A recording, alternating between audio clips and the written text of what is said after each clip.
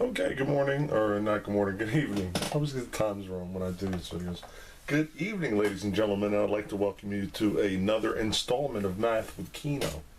Today we're going to talk about multiplication and division. I got my symbols up here with fractions. Okay, again, fractions are a challenge for a lot of people. And the only way you're going to be good at it or get good at working with fractions is doing them over and over again. Repetition is the key. So it's not really a substitute. So we are just going to jump right in. We'll start with multiplication of fractions. And it's really not like a rapid math method.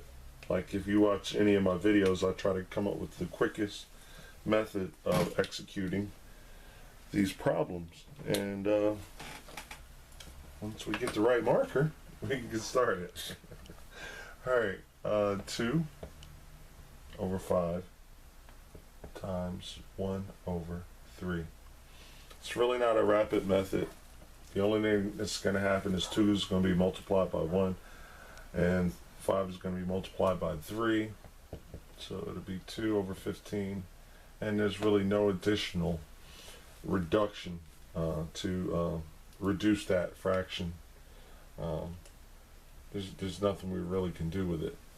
So 2/15ths, and that's pronounced 2/15. Big number. 2/15. 2 in the numerator, 15 in the denominator position. Okay, let's move right along here. 4 over 7 times 3 over 4. Looks like 12 over 28. That can be reduced. We're going to divide the top and the bottom by 2, and that will give us 6 over 14. We're going to divide the top, or the numerator and the denominator, by 2, and our final answer is 3 over 7.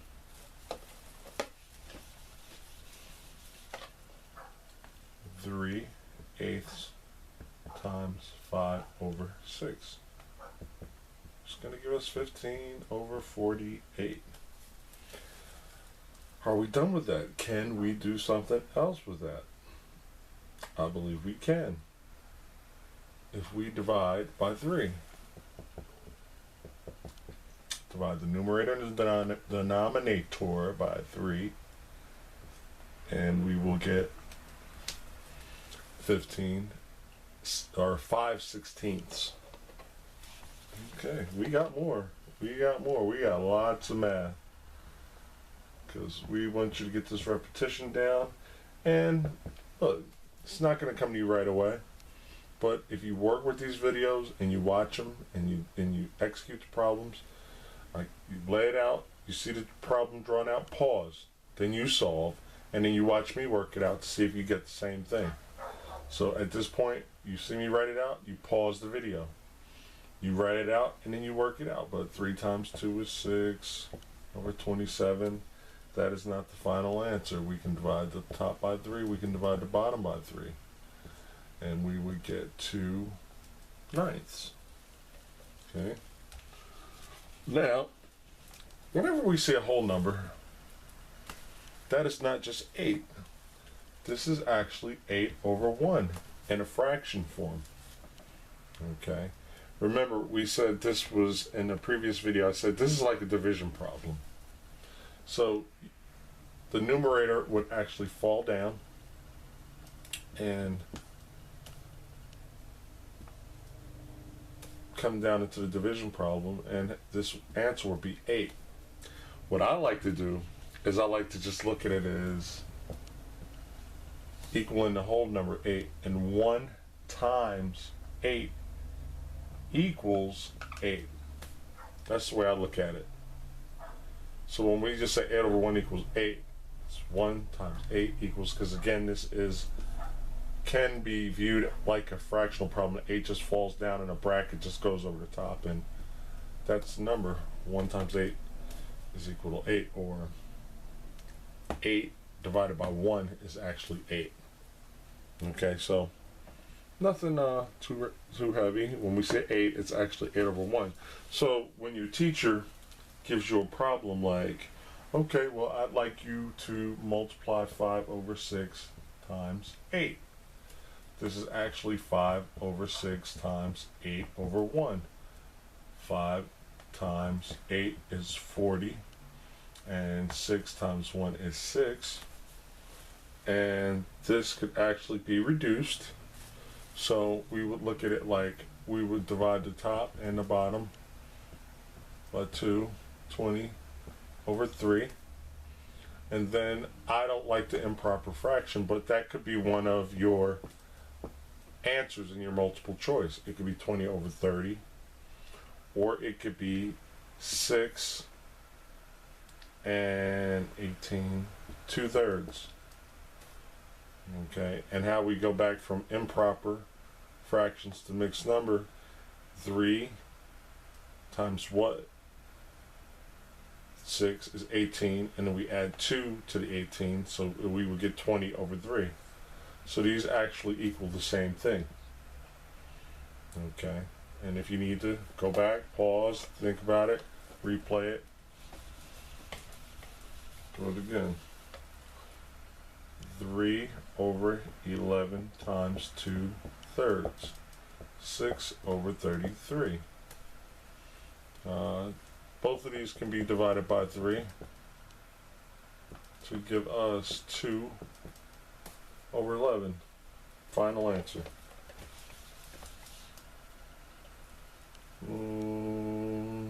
6 over 7 times 5. Remember, that 5 is really 5 over 1, or it could be thought of as 5 over 1, giving us 30 over 7. Can't be reduced anymore. I can change this to a mixed number. I won't put it like brackets, but I'll put AKA, also known as, looking at this, 7 can go into 30 about 4 times. 4, 7. 4 times 7 is 28 to get us 30. 2 points. 4 and 2 7. So 30 over 7 is also known as 4 and 2 7s. These are equal to each other. 30 over 7, the improper fraction is equal to the mixed number 4 and 2 over 7. Okay. 1 over 6 times 8 over 9. We would get 8 over 54. These are two even numbers and can be reduced to 4, 22? No, 25. And 25 would be 50. 27.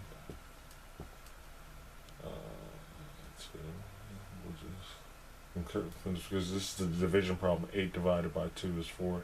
54 divided by 2 is 27. And that is the final answer. It cannot be reduced anymore. We got more. We got lots and lots of fractions, man. We could do this all day long because we love math. 12 over 50. Two even numbers, they can be reduced even further. Divide by 2, divide by 2. 6 over 25. Final answer. Can't do anything else with that. Okay, 2 over 11, or 2/11 and 3/8. 6 over 88. Two even numbers. Divide the numerator and denominator by 2. We get 3 over 44. Nothing else further we can do with that. Okay, again, the teacher gives you a funky problem like 9 times 5/7. We know that this is 9 over 1 times 5 over 7. And another thing you might want to notice is that we normally get mixed numbers when we get the whole number times a fraction. We get mixed numbers, or improper fractions, and then mixed numbers, because we got 45 over 7. Okay. And an improper fraction because the numerator is bigger than the denominator. So we have to look at how many times can 7 go into 45. It can go into 45 6 times. Because 7 times 6 is 42. Then we have 3 more points to get there. So 6 and 3, 7. So 45 over 7, also known as 6 over 3 sevens, or they are equal to each other. Same thing, improper fraction, mixed number. Okay. And if you get tired, need to get something to drink, just pause. I could run through these all day. I could do math all day. 12 over 30, 2 even numbers. Divide by 2, divide by 2. 6 over 15. This can also be broken down again. If we divide by 3, we would get 2 over 5. 2/5 is our final answer, 2/5. So I notice there's some glare when we get over on that side of the board. I'm just trying to see how. I'm going to come over here pretty tight. Okay, no worries. Okay, lost my place on my little sheet here, but that's okay. We're going to press on here. 7 over 4 times 8 over 9. That's a pretty neat one. We will get 56 over 36. And these are both even numbers. We can divide by 2. Both cases. We would get 18 on the bottom. I see that right away. And we would get 28. 28 on the bottom. Still have even numbers there. This can be reduced even further. When they're even numbers in the numerator and denominator, I pretty much use 2 to divide by 14 over 9. And then after we get 14 over 9, then what I would do is I would look at this. This is an improper fraction because the numerator is bigger than the denominator. So what I'll go ahead and do is I'll see how many times can 9 go into 14. It can only go into 14 one time, because if we said 2, then it would be 18. It'd be too big. The denominator stays the same. So 1 times 9 is 9, and then to get 14 we would need a 5. So the answer, 14 over 9, I always say AKA, also known as, or there's an alias, 1 5/9.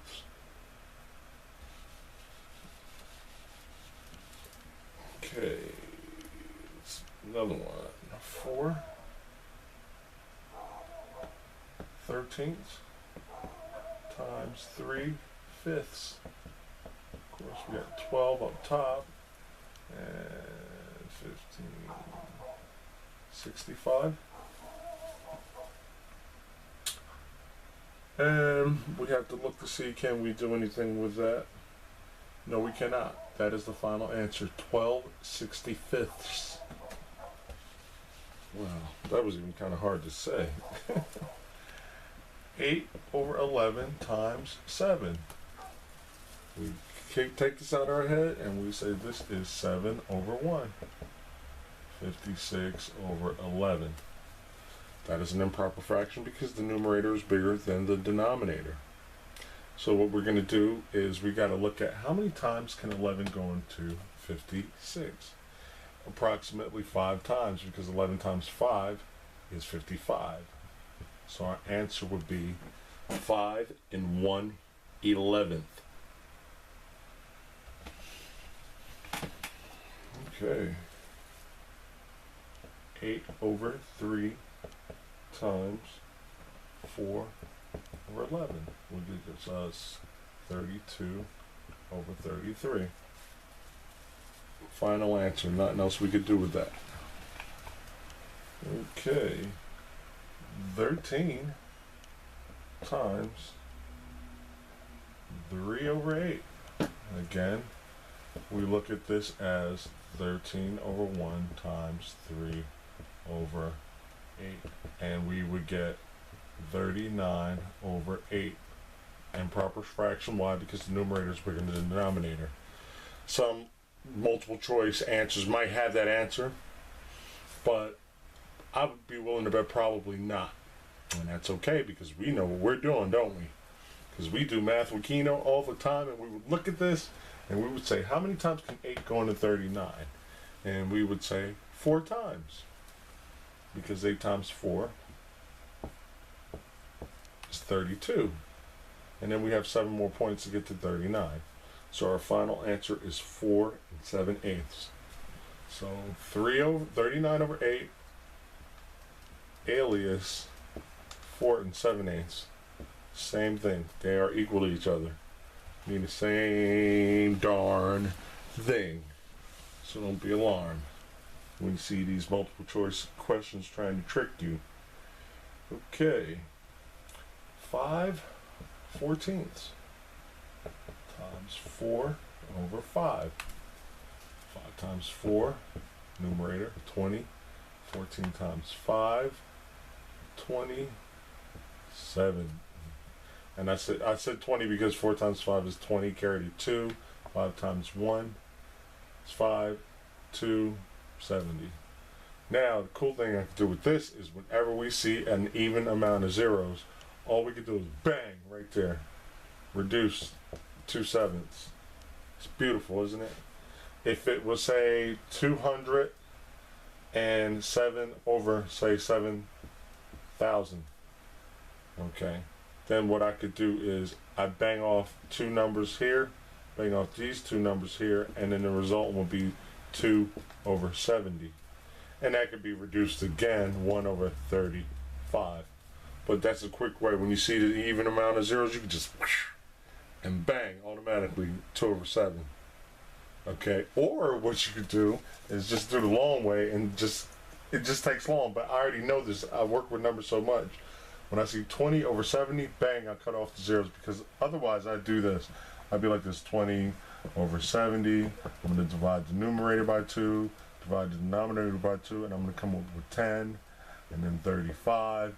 And then I'll look at that and I'll be like, well, I could divide the top and the bottom by 5, right? And then I would come up with 2 over 7. So what was longer, this or just looking at that and just going whack the zeros off? Done deal. And I came up with the same answer. So as you do this, you're going to get your techniques down, and you can be like really, really good, and you can be better than me. You're going to be better than me. That is the goal. Be better than the Math with Kieno guy. Okay. I guess I'm going to stop right there. I think you guys get the point with multiplying fractions. And I don't even know whether I should just stop the video here. But you know what? I'm going to keep it going because we only got like 18 minutes. Okay, so dividing fractions. Or is really just like multiplying fractions. And you know what? I won't do too many of these because really it winds up being the same thing. For instance, let's say I have 2 over 3 divided by 1 over 5. What happens with this, and I'll use a different marker, right? The answer then becomes this. It becomes 2 over 3 times 5 over 1. And I think we know how to do this since we just did 20 minutes. 2 times 5 is 10 over 3, improper fraction. It's not going to work. How many times can 3 go into 10? 3 times. Denominator stays the same. 3 over 1/3. And to check our work, to make sure that we didn't change this wrong, 3 times 9. 3 times 3 is 9 plus 1 equals 10. 10 over 3. 10 over 3. So, that is basically what happens when we divide fractions. It becomes a multiplication problem, ultimately. I'll do a couple more just to sharpen your sword a little bit. Okay, so let's see. I want to do something like that. Yeah, why not? Why not? Why not? All right. A multiple or a mixed number, 3 1/2 divided by 1 1/3. Yeah, I had to get retarded with it. Let's just convert 2 times 3 is 6 plus 1 is 7. 7 over 2 divided by 3 times 1 is 3. 4 over 3. This is actually going to become 7 over 2 times 3 over 4. Actually, what happens is when we, and that's one thing I probably didn't describe, the fraction actually flips. Okay, so we get the reciprocal. If you have 1/2, the reciprocal is 2 over 1. If I have 5/3, the reciprocal is 3 over 5. And the only thing that happens is the numbers just change. The numerator and the denominator switch places. So in this division problem, when we put it in a division form, the numerator and the denominator switch places. And I probably didn't explain it, but ultimately we would have 21 over 8. How many times is 8 going to 21? I'm thinking 3. 2. So 2, 8, 16, 2 and 5/8. 21 over 8 is equal to 2 and 5/8 when we turn it into a mixed number. I'll do a couple more because I think, just now describing that relationship, what happens to the numbers. Let's say 4 over 7 divided by 2 over 9. Only thing that happens is this turns into a multiplication problem. 4 over 7 multiplication problem. We multiply by the reciprocal, 9 over 2, because the numerator and the denominator switch places. And then we have 36 over 14. And before we do anything as far as flipping into a mixed number, we divide the top by 2, divide the bottom by 2, because both of these are big even numbers. And so we will get 18 over 7. And then we know that this is an improper fraction. So we say, how many times can 7 go into 18? We say 2 times. Excuse me for that interruption by my phone. So 7 can go into 18 2 times, which gives us 14. The 7 is going to stay in the problem as the denominator. So 2 times 4 is 14. And then 4, all right, is our final answer. And you can go to my introductory video on fractions. Just, working with mixed numbers and understanding how to turn improper fractions into mixed numbers. Because sometimes these standardized tests will trick you. They might put the answer in this form. They might put the answer in this form. So you work the whole problem out. You see 18 over 7, right, is what you have, but then they don't have 18 over 7. So you have to understand that this is another version of this problem. Okay? Because I think most people like numerators smaller than the denominators, because this is improper. It's not proper. It's a mixed number, but the fraction is proper. So you must be civilized, ladies and gentlemen. And where we at? I will do one more. I'm not really sure what my video camera's doing, but I ain't gonna complain. Let's see. Let's try to find a nice, decent one. I have tons and tons of questions here. Yeah. Alright. 7 over 8 divided by 1 over 5. Again, this becomes a multiplication problem. So the first fraction stays the same, 7 over 8. We put a multiplication sign, and we multiply by the reciprocal of the second fraction. So the numerator and the denominator again change positions. And we get 35 over 8. Okay, do we want that number? No, we don't want that number. I could already see 4 and 3/8. Okay, so maybe I'll do a video just solely dedicated to turning improper fractions into mixed numbers. Probably not. If you guys, again, my email is kienotomas@gmail.com, and in the subject put math, so I know that this is what it's pertaining to, my math channel on YouTube. If you have any problems, anything, just email me. Feel free. Just put math in the subject. But we're gonna stop right there, and I'd like to thank you guys for watching. If you guys have any problems with math, first of all, you know what? I recommend, if you're really not that great with math, at least once a week you should be getting with a tutor. When you're going through your book and you're flowing through your book and you find problems, just highlight them. Set up like 5 or 10 questions where we could just take an hour to dedicate time to. And it doesn't have to just be me. It could be any tutor. But the only thing is, my thing is, get help. Because a lot of times, a lot of people, they wait to their midterms and they're like, oh, I need a tutor. It's too late. It's too late. It's like starving a baby for 4 weeks, and then all of a sudden I'm gonna give them a steak dinner. Like, you can't do it like that. If you're not that great at math and you're taking a math course, find a tutor ahead of time, just so at least the tutor can like talk to you and be like, okay, how am I doing? They can gauge and see how you're coming along with your curriculum, even if it's just 1 hour. Because I'm telling you, trying to cram is the worst thing you could do. This has been a public service announcement. And it's just not like, oh, I'm just trying to push tutoring. Tutoring is necessary. Repetition is the key. The only reason why I'm as good at math as I am is because I've been doing this for years. Your teachers have been doing this for years. And they expect you in the course of 8 to 10 weeks or 12 weeks or however long your course is to just come in and master this stuff. And it's very hard.